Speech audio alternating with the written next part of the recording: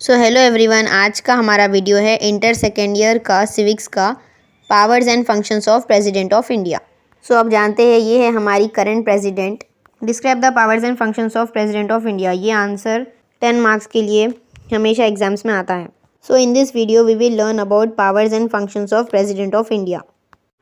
सो हमारे कॉन्स्टिट्यूशन ने एक प्रेसिडेंट को इतने सारे पावर्स दिए हैं: executive, legislative, financial, judicial, diplomatic, military and emergency powers. अब हम देखेंगे executive powers of the president. According to article 53, union government के सभी एग्जीक्यूटिव एक्शंस उनके अंडर ही लिए जाएंगे। इन एग्जीक्यूटिव पावर्स को वो डायरेक्टली एक्सरसाइज करेंगे या फिर उनके ऑफिसर्स जो उनसे सबॉर्डिनेट है वो लोग इस पावर्स को यूज़ करेंगे। प्रेसिडेंट हेड है एग्जीक्यूटिव के, इसीलिए वो बहुत सारे अपॉइंटमेंट्स ले सकते हैं एंड प्रेसिडेंट अपॉइंट करते हैं प्राइम मिनिस्टर को, यूनियन काउंसिल ऑफ मिनिस्टर्स को, comptroller and auditor general of India को एंड जजेस of supreme court and high courts, central election commission को, union public service commission and state governors and administrators of union territories. So इन सभी post के लिए president लोगों को appoint करते हैं एंड इसी को उनकी एग्जीक्यूटिव पावर कहते हैं। Legislative powers of the president. हमारा पार्लियामेंट 2 हाउसेस कंसिस्ट करता है, जैसे राज्यसभा एंड लोकसभा, एंड इसके अंदर प्रेसिडेंट भी इम्पॉर्टेंट है हमारे पार्लियामेंट में। According to article 79, president of India is the integral and important part of the union legislature. Every bill passed by the parliament can only become a law with the consent and assent of the president. President की मर्जी के बिना कोई भी bill pass नहीं हो सकती और वो एक्ट नहीं बन सकती। अगर किसी भी ऑर्डिनरी बिल पे डिसएग्रीमेंट हो जाती है राज्यसभा एंड लोकसभा के बोथ द हाउसेस में, तो प्रेसिडेंट समन करते हैं joint setting of both the houses. हर साल लोकसभा में जनरल इलेक्शंस होते हैं। वो हो जाने के बाद प्रेसिडेंट 2 हाउसेस जो राज्यसभा एंड लोकसभा है उनमें एक स्पीच देते हैं, उनको एड्रेस करते हैं। साल के सबसे स्टार्टिंग के फर्स्ट सेशन में वो अपनी स्पीच देते हैं। President has the power to nominate 12 members to Rajya Sabha directly. He can also dissolve the Lok Sabha. अगर उनको ऐसा लगता है कि जो लोकसभा बन गई है इसके अंदर जो मेंबर्स है वो सही से काम नहीं कर रहे हैं, तो वो लोगों को हटा सकते हैं और उस लोकसभा को डिसॉल्व कर सकते हैं। सो यहाँ से अब हम देखेंगे प्रेसिडेंट के फाइनेंशियल पावर्स।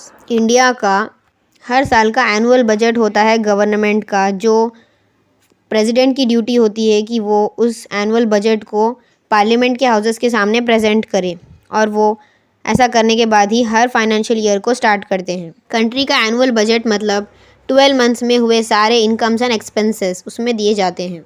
हमारे कॉन्स्टिट्यूशन ने प्रेसिडेंट को ये ड्यूटी दी है कि वो कॉन्टीजेंसी फ़ंड को संभाल कर रखेंगे। कॉन्टीजेंसी फ़ंड ये होता है कि वो एक रिज़र्व फंड होता है। जब भी अगर देश में गरीबी आ जाती है या मुसीबत आ जाती है तो उस रिज़र्व मनी को यूज़ किया जाता है देश की भलाई के लिए। किसी भी तरह की मनी बिल को कोई भी इंट्रोड्यूस नहीं कर सकता है लोकसभा में बिना प्रेसिडेंट के रिकमेंडेशन के, एंड कोई भी मेंबर लोकसभा का या राज्यसभा का प्रपोजल नहीं रख सकता है कि वो मनी स्पेंड करना चाहता है या रेवेन्यू रेज करना चाहता है गवर्नमेंट के लिए, जब तक कि प्रेसिडेंट अपनी परमिशन ना दे। President also has the power to appoint the chairman and the members of the finance commission for a period of 5 years। जो भी reports finance commission and comptroller and auditor general of India बनाते हैं उन reports को parliament के सामने रखना होता है, और ये ड्यूटी भी प्रेसिडेंट की होती है कि वो उन सभी रिपोर्ट्स को पार्लियामेंट के सामने रखाए। So this all was the financial powers of the president. Now we will see the judicial powers.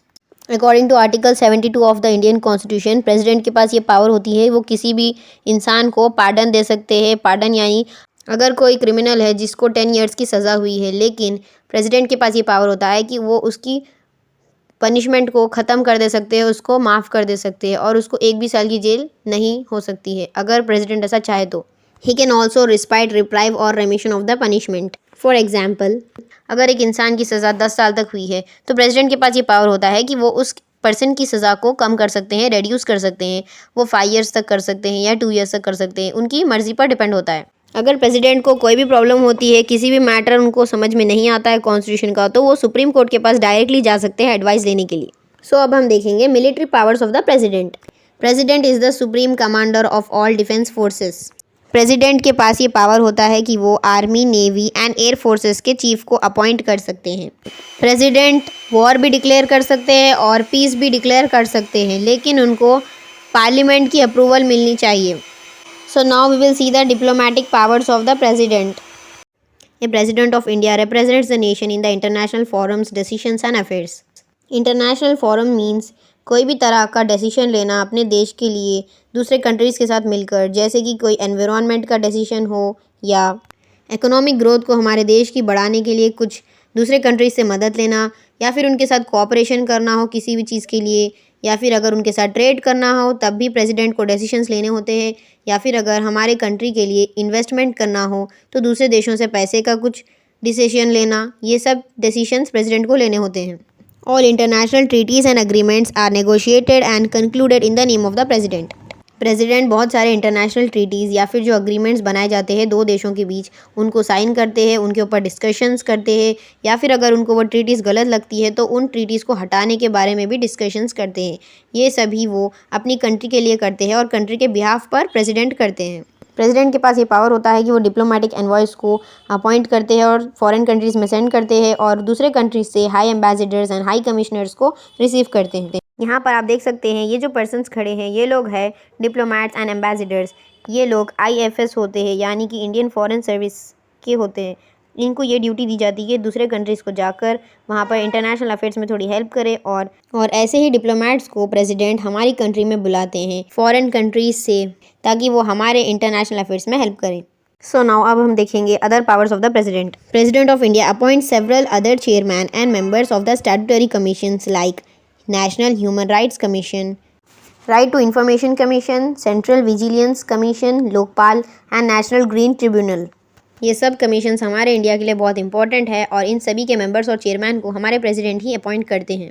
सो हम फिर से एक बार रिवाइज कर लेते हैं। प्रेसिडेंट के बहुत सारे पावर्स थे, executive powers, legislative powers, financial powers, judicial powers, military, diplomatic and other powers. इसको आप याद रखने के लिए ऐसे पढ़ सकते हैं ELFJMDO।